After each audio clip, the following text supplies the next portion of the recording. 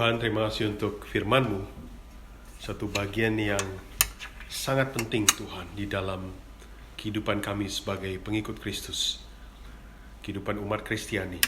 Dan juga pada saat bersamaan satu bagian yang sangat-sangat sulit untuk dicerna Tuhan. Tapi Tuhan, dalam kasih anugerah-Mu Engkau memberikan hadiah yang sangat luar biasa ini melalui anak-Mu yang tunggal, Yesus Kristus. Tuhan, ampuni segala dosa kami, jauhkan kami dari segala hal yang tidak berkenan di hati-Mu. Selidikilah setiap hari, setiap saat apa yang ada dalam hati kami, pikiran kami, agar kami sungguh berada di dalam jalan-Mu Tuhan. Tantangan, godaan selalu berada di depan mata. Tuhan, tolong kami, pimpin kami. Kami tidak ingin menyia-nyiakan iman kami dalam Kristus Yesus. Segala kemuliaan hanya bagi-Mu saja Tuhan. Dan Engkau, Roh Kudus, hamba berdoa, Engkau celikan mata hati kami untuk bisa mengerti firman-Mu dengan baik dan mengaplikasikannya dalam hidup kami sehari-hari. Dalam nama Tuhan Yesus, doa yang jauh dari sempurna ini kami naikkan. Amin. Saya tidak tahu bagaimana kita semua setelah membaca 47 ayat ini dari Markus pasal 15, seperti yang saya katakan sebelumnya, bahwa penjelasan sudah sebenarnya cukup jelas gitu, ya. Bagian ini Alkitab, firman Tuhan berkhotbah sendiri sebenarnya kepada kita semua. Memang ini dicatat dari sudut kacamata Markus.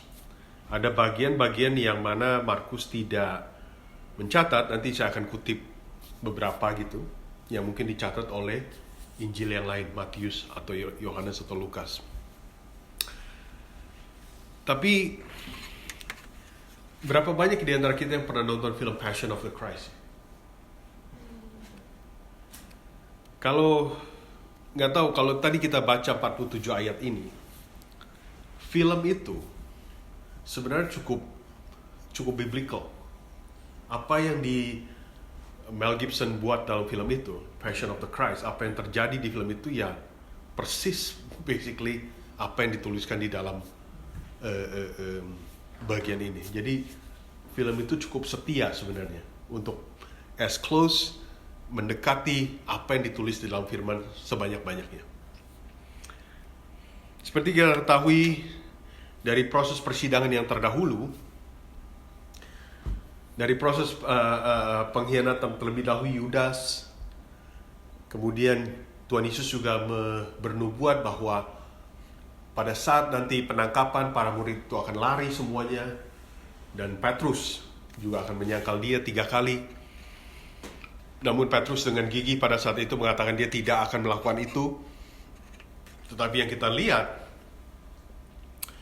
di dalam proses itu semua, sebelumnya juga Yesus ada di dalam Taman Getsemani dan berdoa dengan satu pergumulan yang sangat berat di dalam hati batinnya. Bahkan dia, kalau masih ingat, dia meminta pada Bapa untuk kalau bisa cawan ini lewat daripadanya. Tapi bukan kehendak dia yang jadi, biarlah kehendak Bapa yang jadi. Dan kemudian ya para imam besar yang memang sudah mengincar Yesus sejak lama datang dan akhirnya menangkap dia, dan Yudas memberikan tanda pada mereka siapa yang mana yang Yesus, itu yang dicium adalah Yesus, maka ditangkap. Dan memang pada saat itu murid-muridnya semua pada lari, dan ada satu murid di dalam Injil Markus kalau masih ingat yang somehow datang gitu, yang kemungkinan Markus sendiri, kemungkinan kita nggak tahu secara persis, yang kemudian ditangkap dan lalu lari telanjang. Dan setelah itu kita tahu bahwa Yesus masuk dalam suasana persidangan. Di dalam persidangan ia dipukul, ia difitnah dengan alasan-alasan yang gak masuk akal. Dan kemudian di saat itulah Petrus menyangkal dia 3 kali. Persidangan selesai. Apa yang terjadi sekarang adalah seperti dikatakan dalam pembukaan ayat 1. Pagi-pagi benar, imam-imam kepala bersama tua-tua dan ahli-ahli Taurat dan seluruh mahkamah agama sudah bulat mupakatnya. Mereka sudah bulat tekadnya. Mereka membelenggu Yesus seperti kriminal aja gitu. Mereka membelenggu Yesus, selalu membawanya dan menyerahkannya kepada Pilatus yang adalah pada saat itu pemerintah dari pemerintah Romawi yang mempunyai otoritas di daerah Yerusalem. Lalu Pilatus bertanya padanya, "Engkaukah raja orang Yahudi?" Jawab Yesus, "Engkau sendiri mengatakannya." Ya. Nah, kalau kita perhatikan sedikit, kalau kita buka Yohanes pasal 19, Yohanes pasal 19,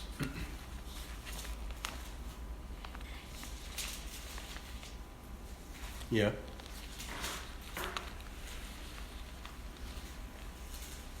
Sedikit saja kita ingin melihat dari sudut kacamata Yohanes pasal 19 ayat 36. Ya, ketika Pilatus bertanya, "Engkaukah raja orang Yahudi?" Jawab Yesus, "Engkau sendiri mengatakannya." Ada satu bagian lagi yang dicatat di dalam Injil Yohanes, tidak dicatat dalam Injil Markus. Kalau ada yang bisa membacakan, tolong. Yohanes pasal 19 ayat 36. Sebab hal itu terjadi supaya genaplah yang tertulis dalam kitab suci, tidak ada tulangnya yang akan dipatahkan. Ayat 36. 19 kan? Yohanes 19 ayat 36. Iya itu. Iya. Gimana coba Indonesianya? Sebab hal itu terjadi supaya genaplah yang tertulis dalam kitab suci, tidak ada tulangnya yang akan dipatahkan.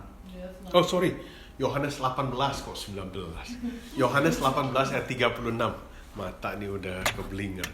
Yohanes 18 ayat 36, maaf.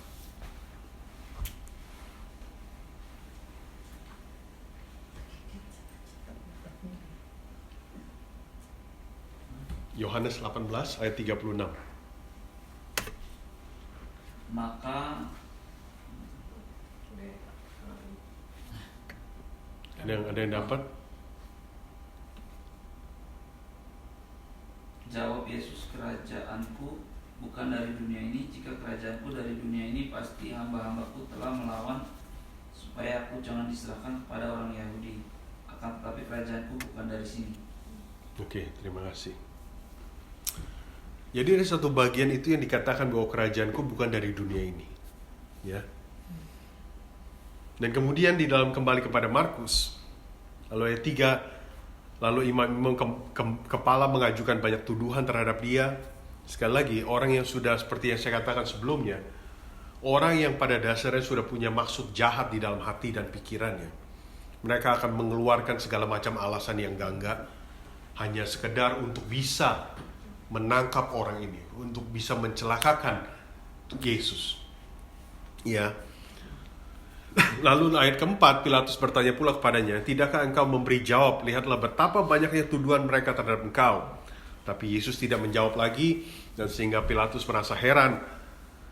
Dan di dalam tengah-tengah suasana ini, seperti Alkitab mengatakan bahwa ada satu kebiasaan di mana satu orang dibebaskan. Ya, di tengah-tengah ini. Dan yang sekali lagi yang menarik adalah mereka memilih untuk membebaskan yang namanya Barabas, seorang kriminal, seorang pemberontak. Tapi itu yang mereka pilih. Mungkin mereka juga sebenarnya nggak setuju dengan Barabas pada dasarnya, tetapi tidak ada pilihan lain demi untuk bisa menangkap Yesus, demi bisa untuk menghukum Yesus. Mereka lebih baik memilih Barabas, ya. Dan kemudian Pilatus bertanya juga pada mereka di dalam ayat 9, "Apakah kamu menghendaki supaya aku bebaskan raja orang Yahudi ini?" Dan menariknya, Pilatus tahu di dalam kesemuanya ini sebenarnya Yesus itu nggak bersalah, ya.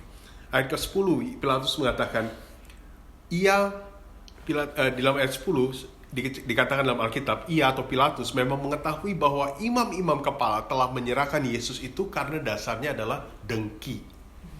Itu yang menjadi motivasi utamanya, kedengkian itu.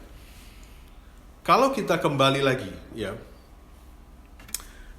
di dalam ayat ke Yohanes sekarang, Yohanes pasal 18, mungkin nggak usah mungkin di rumah bisa dibaca.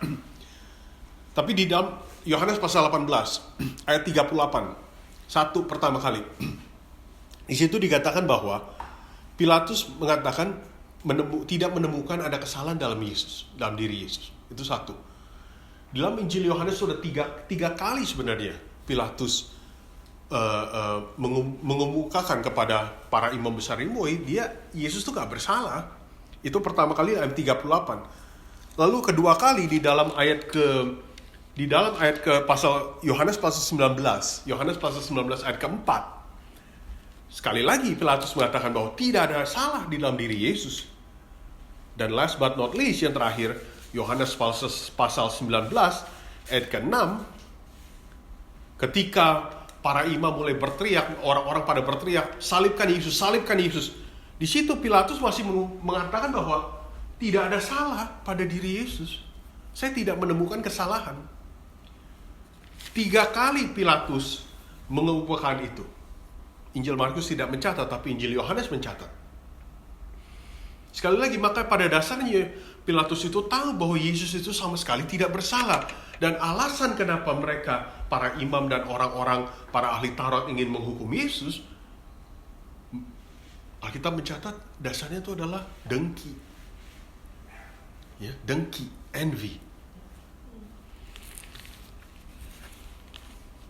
Dan ayat ke-11, Markus pasal 15 ayat 11 mengatakan, imam-imam kepala menghasut orang banyak untuk meminta supaya Barabas dibebaskan bagi mereka.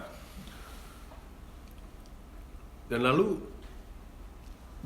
Pilatus bertanya, lalu apa yang harus dilakukan dengan Yesus ini yang tidak bersalah ini? Dan sekali lagi jawaban mereka adalah ayat 13, salibkanlah dia. Salibkanlah dia. Crucify him. Dan bahkan sekali lagi, Markus mencatat sekali dalam ayat Markus pasal 15 ayat 14, Pilatus berkata kepada mereka, tetapi kejahatan apa yang telah dilakukannya? Ya, Yohanes kemudian, Injil Yohanes mencatat 3 kali Pilatus mengatakan itu. Namun mereka semakin keras berseru, salibkanlah dia. Dan pada saat ini Pilatus mulai bimbang sebagai pemerintah, ya. Nanti saya mau jelaskan maksudnya. Di dalam Markus pasal 15 ayat 15 dikatakan bahwa, dan oleh karena Pilatus ingin memuaskan, memuaskan hati orang banyak itu, ia membebaskan Barabas bagi mereka. Kenapa Pilatus? Apa maksudnya ia ingin memuaskan hati orang banyak itu? Tadi saya katakan sejenak ya, bahwa Pilatus mulai bimbang, mulai ragu dan mulai takut sebenarnya. Kenapa? Mari kita lihat sedikit, ada clue yang lain yang tidak dicatat di dalam Injil Markus. Mari kita lihat Matius pasal yang ke-26.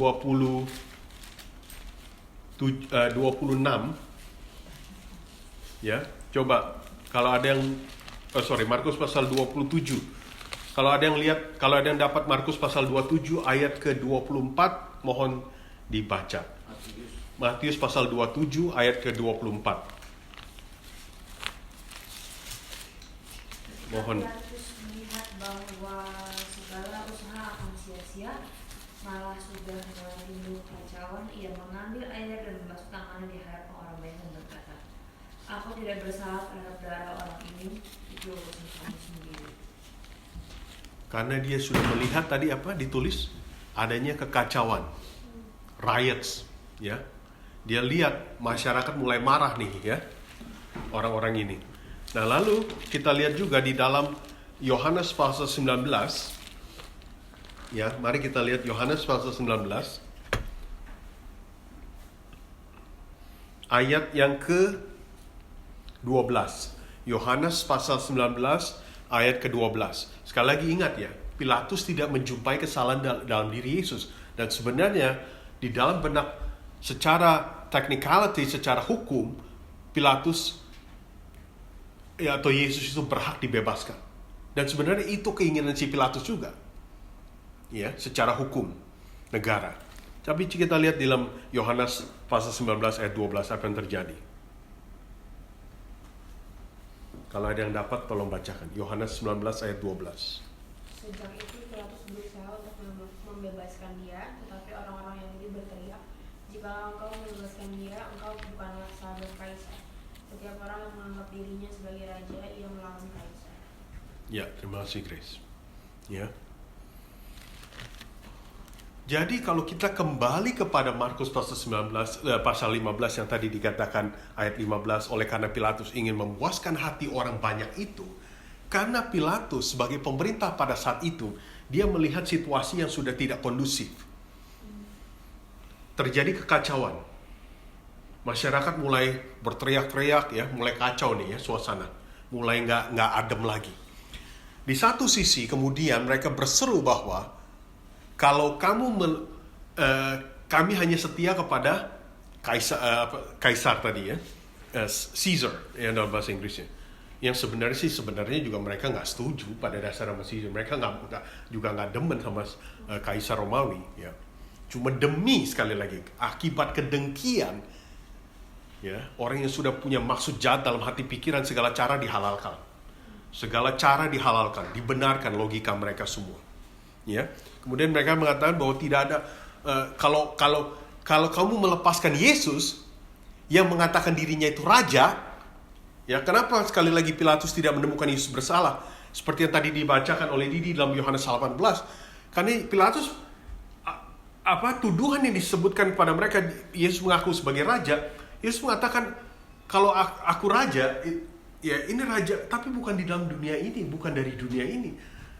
Sehingga Pilatus melihat hal itu secara politik, secara hukum dia tidak merasa terancam karena kerajaan Tuhan Yesus bukan di dunia ini. Kalau Tuhan Yesus bilang, ya kerajaan saya di dunia ini para tentara saya ada di sekeliling ini, nah mungkin itu Pilatus bisa berpikir dua kali.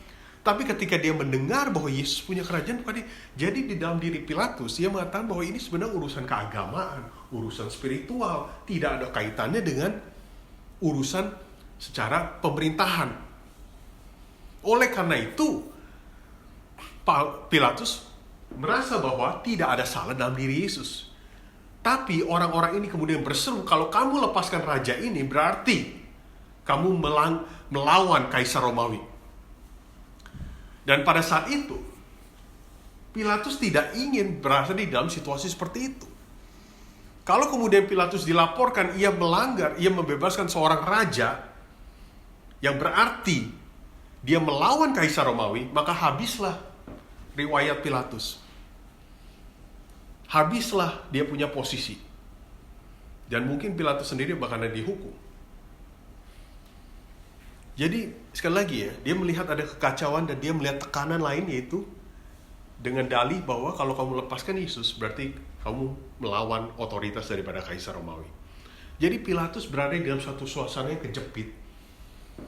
Ya, meskipun dia tahu Yesus tidak bersalah. Secara hukum Yesus itu berhak dibebaskan. Bukannya Barabas, tapi Yesus. Tapi mendapat tekanan dari massa, suasana menjadi tidak kondusif.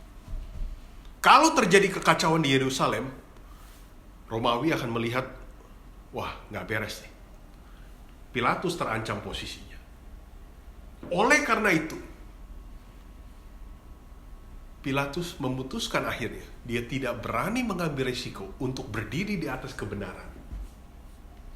Tapi ia mengambil risiko, mengambil keputusan untuk menyelamatkan posisi dia. Akhirnya kebenaran yang dia tahu itu benar berubah menjadi sesuatu yang salah. Dan akhirnya orang yang tidak bersalah dihukum. Yesus yang dia tahu tidak bersalah akhirnya dihukum. Yesus yang dia tahu sebenarnya benar, tapi dia ubah menjadi sesuatu yang seolah-olah Yesus menjadi kayak kriminal. Seorang yang bersalah. Lalu apa yang terjadi? Untuk memuaskan hati orang banyak itu, ayat 15 masih, Markus 15. Ia membebaskan Barabas bagi mereka, tetapi Yesus disesahnya. Ya, jadi bayangkan ya, di dalam suasana persidangan Yesus itu sudah dipukul. Dan pada waktu Yesus dibawa ke Pilatus, sekali lagi Pilatus dalam tekanan yang dihadapinya, akhirnya untuk memuaskan hati orang banyak. Kemudian apa yang terjadi? Yesus disesah. Disesah ya. Ini jangan kita anggap ya disesah. Ya udah disesah kayak dipukul gitu aja biasa ya. Sekali lagi kalau ada yang nonton The Passion of the Christ itu persis seperti itu. Karena begini ya, saya bacakan dalam bahasa Inggrisnya ya. Mudah-mudahan kita semua bisa ikuti ya. Disesah itu dalam konteks kerajaan Romawi pada saat itu. Kalau orang disesah itu kamu nggak mau dalam posisi itu. Ini belum disalib, ini baru disesah ya. Karena begini, disesah itu adalah, ini bahasa Inggrisnya ya, a Roman judicial penalty consisting of a severe beating with a multi-lashed whip containing embedded pieces of bone and metal. Kamu tidak mau disesah kalau kamu hidup dalam zaman itu.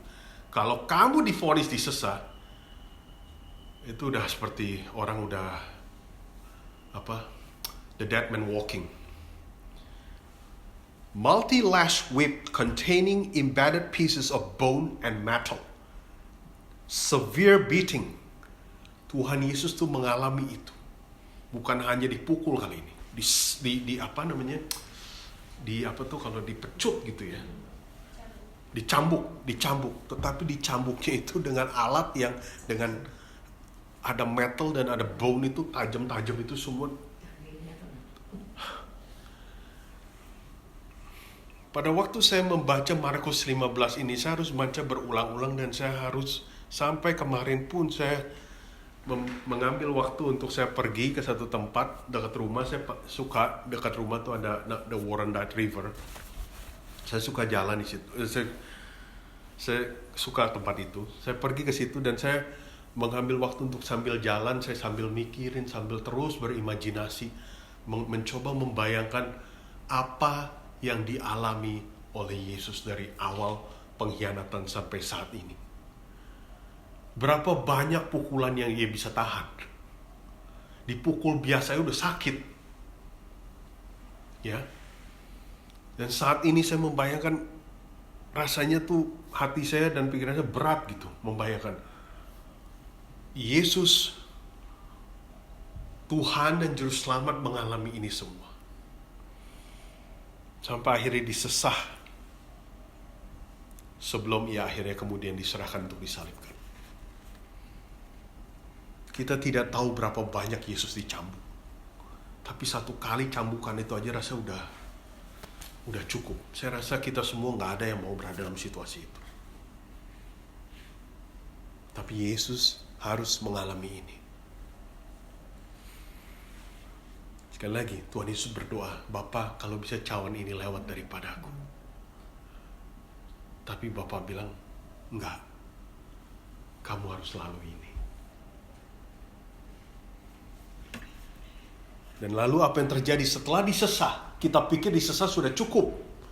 Tapi ayat 16 mencatat, kemudian serdadu-serdadu membawa Yesus ke dalam istana, yaitu gedung pengadilan, dan memanggil seluruh pasukan berkumpul. Ini padahal Yesus hanya satu orang ya, ini kayak orang kriminal aja gitu. Padahal dia bukan Barabas, dia bukan pemberontak. Tapi pasukan berkumpul, mereka mengenakan jubah ungu kepadanya dalam sikap yang mengolok-olok sebenarnya, menganyam sebuah mahkota duri, dan menaruhnya di atas kepalanya. Dipukul, disesah, sekarang kasih mahkota duri di kepala.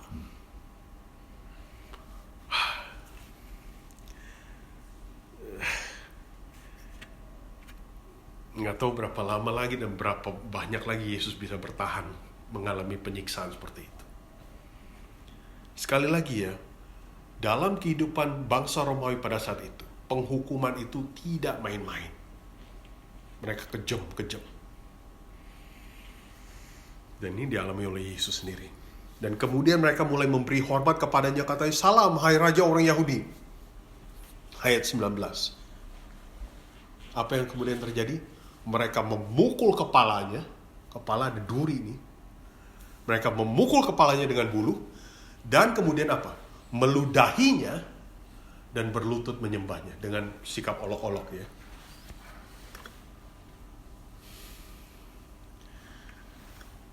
Jadi saya nggak tahu pada momen ini ya, kita tuh bagaimana ya. Hati saya berat jujur.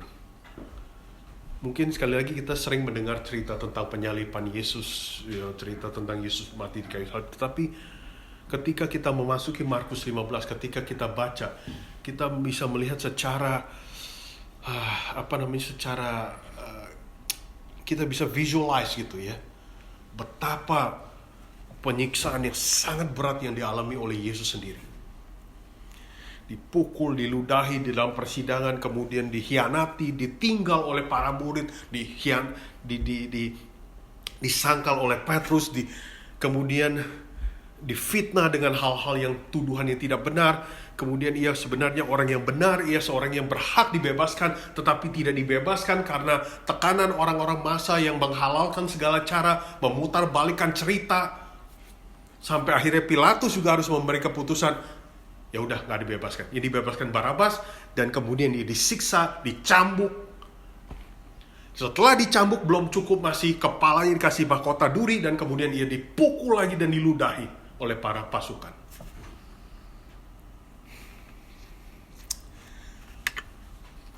Sekali lagi, saya rasa nggak ada di antara kita hari ini yang mau berada di dalam posisi seperti itu. Tapi itu yang harus dialami dan dilalui oleh Yesus.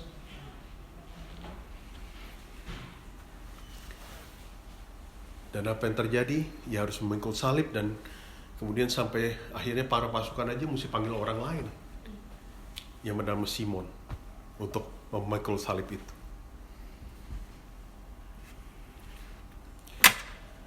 Dan masih belum sesudah ia disalib, kurang lebih jam 9 pagi.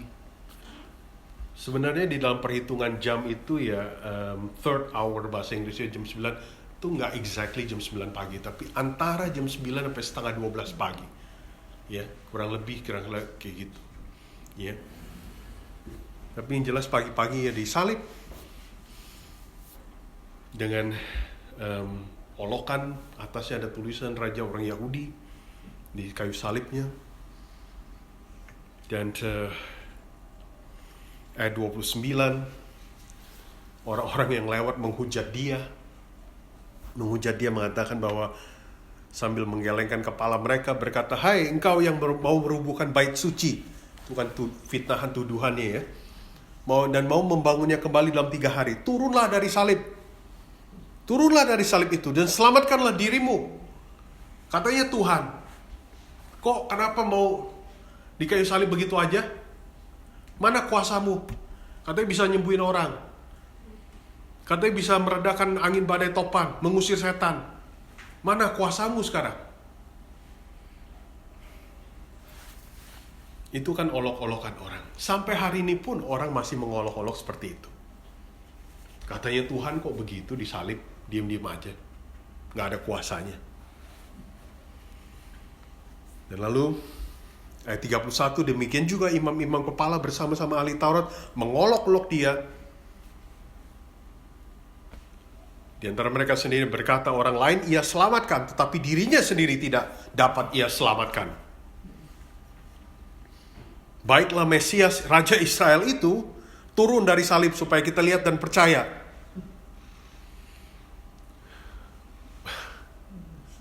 Berapa banyak lagi yang harus dialami oleh Tuhan Yesus. Yang pada jam 12, kegelapan meliputi seluruh daerah itu. Dan berlangsung sampai jam 3. Dan pada jam 3,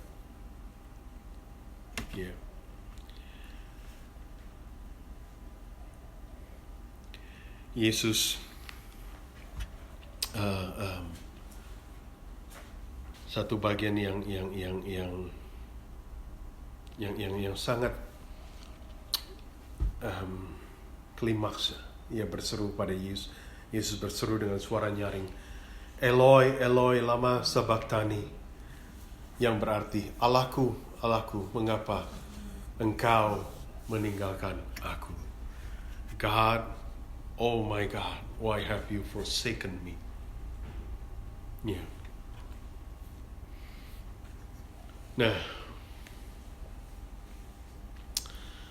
sebelumnya di sini ya, ada satu tadi yang saya ingin kembali pada waktu Yesus ada satu catatan di sini yang saya ingin kita melihat bahwa di dalam ayat 23 pada waktu Yesus disalibkan, ya, ada satu bagian yang saya ingin kita tahu gitu.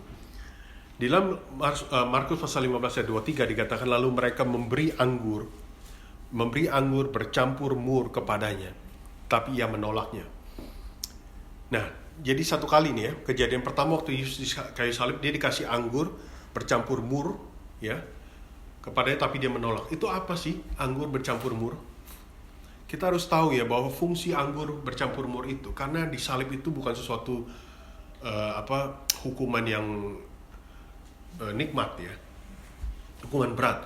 Jadi anggur bercampur mur ini diberikan itu dengan tujuan untuk seperti kayak obat bius, seperti morfin, untuk mengurangi rasa sakit sebenarnya, the pain on the cross, ya. Karena sekali lagi dia on the cross, tangan dia kan dipaku, kaki juga kan, ya. Jadi anggur bercampur mur di sini dia diberikan supaya dia mengurangi rasa sakit sebenarnya, tapi Yesus menolak ya, dalam kesakitan itu. Bayangkan ya sekali lagi. Nah, lalu kembali lagi yang tadi. Datang momennya di mana langit menjadi gelap. Dan Yesus dengan suara nyaring berteriak, Allahku, Allahku, mengapa Engkau meninggalkan aku? Sepertinya dengan kata lain seolah-olah Tuhan Yesus mengatakan, bukankah sudah cukup gitu? Para murid meninggalkannya, dia sendirian, dia dikhianati, dia disangkal. Sekarang Bapa sendiri meninggalkan dia. Bapa sendiri seolah-olah membalikkan badannya dan menutup matanya dan membiarkan Yesus sendiri di kayu salib untuk mengalami itu semua di tengah satu kesakitan yang luar biasa, penderitaan yang luar biasa. Tidak ada pertolongan, tidak ada kuasa apapun, dan dia harus mengalami itu semua. Filipi 2 ayat 8 mencatat bahwa tapi Tuhan Yesus taat sampai ia mati, sampai dalam kematiannya. Dan kemudian mendengar orang-orang mendengar Yesus berseru, lalu ia memanggil, lalu orang berkata bahwa lihat ia memanggil Elia. Ya, nah ini satu catatan yang saya ingin bagikan juga. Kenapa di-mention nama Elia? Kenapa? Karena di dalam konsep orang Yahudi, sebelum Mesias datang, Elia harus datang terlebih dahulu. Kalau Yesus memang Mesias, berarti Elia akan datang. Itu di dalam konsep pemikiran mereka. Maka itu mereka mengira bahwa Yesus sedang memanggil Elia. Lalu dalam 36, maka datanglah seorang dengan bunga karang mencelupkannya ke dalam anggur, sekali lagi anggur asam, lalu mencucukkannya pada sebatang bulu dan memberi Yesus minum serta berkata, baiklah kita tunggu dan melihat apakah Elia datang untuk menurunkan dia. Kalau yang tadi pertama anggur bercampur mur itu berfungsi sebagai obat bius, nah di dalam posisi yang kedua anggur asam yang dicucukkan kali ini itu berfungsinya apa? Bukan lagi sebagai obat bius, tetapi fungsinya adalah untuk supaya kamu bangun. Kayak orang minum kopi gitu. Kayak orang minum Red Bull, tahu bangun gitu, melek gitu, kafein tinggi, ya. Seperti Yesus itu seperti dan kali ini Yesus menerima yang ini ya. Seperti Yesus itu diberikan suatu tenaga yang terakhir, ya, kekuatan yang terakhir secara fisik, bangun gitu. Elia mau datang bangun. Dan pada momen ini, Yesus sekali lagi berseru dengan suara nyaring, dan sesudah itu ia menyerahkan nyawanya. Makanya di dalam Injil Yohanes dikatakan bahwa it is finished. Selesai sudah. Seperti ada tenaga, dipaksa orang untuk diberikan anggur campur asam ini. Seperti Yesus bangun for a moment, Yesus berseru dan kemudian menyerahkan nyawanya. Habis. Dan lalu yang menarik juga, setelah itu apa yang terjadi? Langit gelap dan tabir dalam bait Allah terbelah dua. Di dalam, kita harus mengerti, di dalam tabernacle atau di dalam bait Allah ada ruangan kudus dan ada ruangan maha kudus yang dibatasi oleh tirai. Ruangan maha kudus itu hanya bisa dimasuki oleh imam besar, seorang imam besar, dan hanya boleh dimasuki setahun sekali. Setahun sekali, sebagai bagian daripada penebusan dosa, di mana darah domba dipercikan di situ. Itu ruang maha kudus. Dan sekarang tirai itu dengan kematian Yesus di kayu salib ini mempunyai satu simbolisme yang sangat-sangat penting bagi kita untuk kita mengerti. Kenapa? Tirai itu sekarang terbelah dua. Berarti akses kita untuk datang kepada Tuhan, kepada Bapa, itu menjadi terbuka semuanya. Tidak lagi ditutupi oleh tirai, tidak lagi dibatasi oleh tirai, dan tidak hanya boleh dimasuki oleh seorang imam besar setahun sekali. Tapi sekarang akses itu terbuka, semua kita at any time bisa masuk ke dalam hadirat Bapa. Karena apa? Karena Yesus, kematian dia di kayu salib, karena darahnya yang menebus kita semua, sehingga kita mempunyai hak, mempunyai sesuatu yang dapat dibenarkan di hadapan Allah. Dan kita layak untuk datang pada Bapa. Bukan hanya sekelompok elit yang bisa masuk ke ruangan itu sekarang. Tapi kita semua yang ada di ruangan ini sekarang mempunyai akses penuh untuk bisa masuk dan layak di hadapan Bapa. Kenapa? Sekali lagi, karena kematian dan pengorbanan yang sangat menyakitkan yang harus dilalui oleh Yesus di kayu salib. Darahnya menyucikan kita semua dari segala kekotoran dan dosa yang selalu menghalangi hubungan kita dengan Bapa. Tapi sekarang semua sudah dibersihkan, disucikan, tirai itu tidak ada lagi. Kita bisa lihat gak? Maka itu Bapa bilang, maaf, aku harus memalingkan badanku. Kamu harus mati sendirian di kayu salib.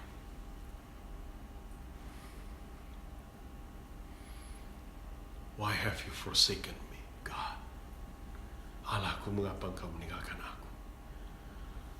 You have to. Kamu harus, Yesus. Yesus, kamu harus mengalami ini semua. Karena kalau enggak, Rudy, Daniel, Gracia, Grace, Ibu Robin, Oma, Noni, Didi tidak bisa masuk ke hadiratku. I have to leave you. Aku harus meninggalkanmu. Kamu harus menanggung semuanya itu. Supaya kita semua ini, supaya manusia ciptaanku ini yang kusayangi, yang sudah jatuh dalam dosa, bisa mempunyai akses lagi kepadaku. Bisa benar-benar dibenarkan lagi di hadapan. Karena kematianmu di kayu salib, kamu harus menjadi korban yang sempurna, yang sanggup menyucikan dosa manusia. Maka itu, pada momen itu aku harus meninggalkanmu. Aku harus membalikkan badanku. Maaf, tapi anakku, kamu harus ngalamin itu semua sendirian.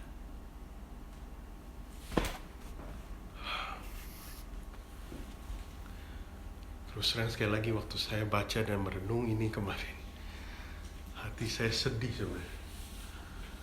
Melihat, mencoba merasakan pengorbanan, saya mungkin gak bisa merasakan terus. Tapi setidak-tidaknya Tuhan, saya bisa membayangkan sejenak betapa mulia, betapa kasih-Mu yang luar biasa bagi umat-Mu manusia ini. Sehingga maka tepatlah seperti yang dikatakan dalam Yohanes 3 ayat 16, karena begitu besar kasih Allah akan dunia ini, Ia telah mengaruniakan anaknya yang tunggal, supaya setiap orang yang percaya kepadanya tidak binasa, melainkan beroleh hidup yang kekal, tidak binasa. Karena kenapa? Karena pengorbanan di kayu salib yang sangat sungguh luar biasa.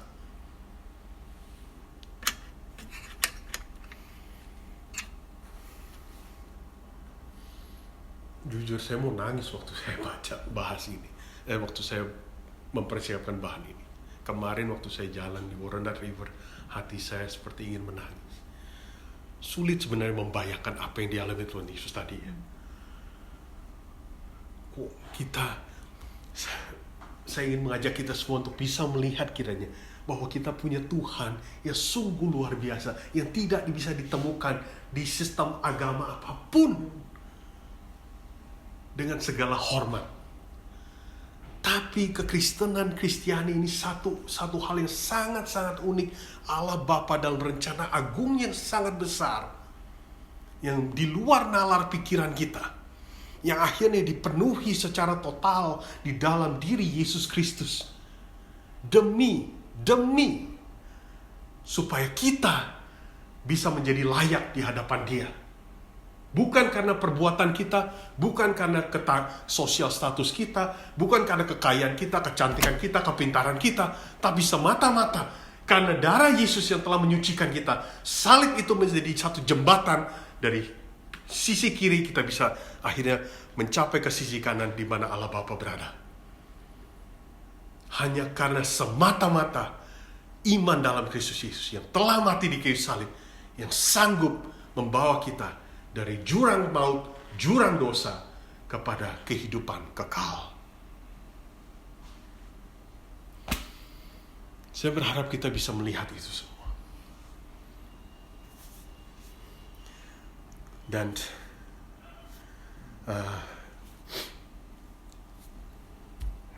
di tengah-tengah itu semua ada beberapa perempuan yang melihatnya dari jauh. Di antaranya Maria Magdalena, Maria ibu Yakobus muda dan Yoses, serta Salome. Salome ini menarik. Salome ini diduga adalah orang tua daripada Yohanes dan Yakobus, murid Tuhan Yesus. Ya. Salome ini diduga adalah ibu daripada Yakobus dan Yohanes. Jadi selanjutnya, seperti yang sudah ditulis, saya tidak perlu bahas lagi. Tapi satu hal yang ingin saya ajak kita semua. Kiranya pada saat kita ingin seenak-enaknya menjadi orang Kristen, atau kiranya ketika kita ingin pikir meninggalkan iman Kristiani kita, saya ingin ingatkan kita semua, baca Markus 15 lagi. Baca Markus 15 lagi. Kita mendapatkan kasih anugerah Tuhan, penebusan ini secara cuma-cuma. Yang harusnya menanggung hukuman maut dari dosa adalah kita, bukan Yesus. Tetapi Allah Bapa memutuskan dalam rencana yang agung bahwa tidak usah, biarkan satu anakku yang sempurna ini, yang menjadi domba yang sembelihan yang sempurna, yaitu Yesus. Biarlah Dia yang tebus. Sehingga kita semua hari ini dapatnya gratis. Tapi gratis bukan cheap, bukan suatu barang yang murah. Kegratisan ini kita dapatkan dengan suatu bayaran yang sangat sungguh luar biasa, menyakitkan dan menyiksa dan betul-betul pedih.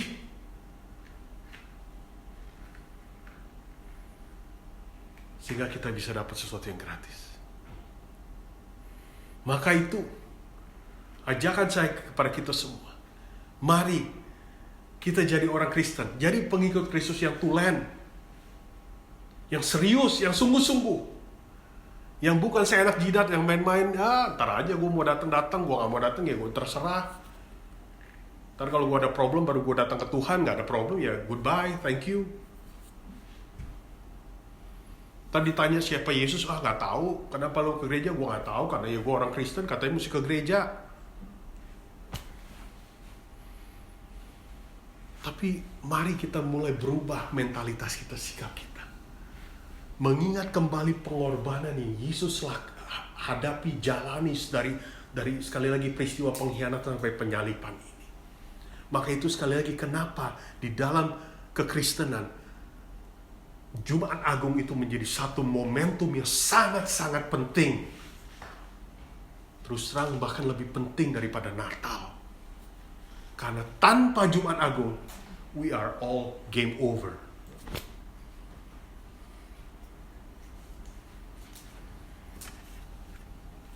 Mari kita semua jadi pengikut Kristus yang serius, yang tulen, yang sungguh-sungguh,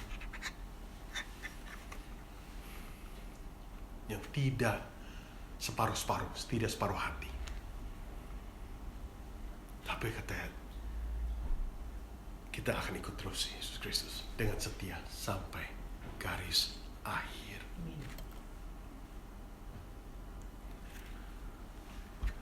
Demikianlah Markus 15 kita selesai. Satu pasal lagi selesai, Markus 16. Nanti kita lihat lagi. Doakan. Mari kita tundukkan kepala dalam doa. Tuhan, terima kasih untuk firman-Mu yang tidak mudah ini Tuhan. Sangat-sangat berat, susah. Kami tidak bisa membayangkan sedikit pun Tuhan apa yang dijalani, dihadapi oleh Tuhan Yesus. Tapi dalam rencana-Mu yang agung, Engkau mengirimkan anak-Mu, dan anak-Mu yang sempurna ini menjadi domba yang sempurna, menjadi korban untuk penebusan dosa manusia, agar kami layak di hadapan-Mu Bapa, agar kami bisa datang lagi kepadamu, agar kami bisa memperoleh kehidupan yang kekal bersama-Mu. Tuhan, ampuni segala dosa kami, ampuni segala dosa kami. Kalau selama ini kami menyia-nyiakan, take it for granted, iman Kristiani kami, tapi biarlah kiranya Tuhan, melalui pelajaran Markus 15 yang tercatat ini, kami kembali diingatkan dan kami ingin menjadi pengikut-Mu yang serius, Yesus. Engkau telah membayar dengan harga yang sangat-sangat mahal agar kami bisa diselamatkan. Engkau telah menyediakan jalan keselamatan tersebut bagi kami semua dengan suatu bayaran yang sangat-sangat luar biasa mahal. Ajar kami Tuhan untuk setia padamu dari sekarang dan sampai selama-lamanya. Dalam nama Tuhan Yesus, doa yang jauh dari sempurna ini kami naikkan. Amin.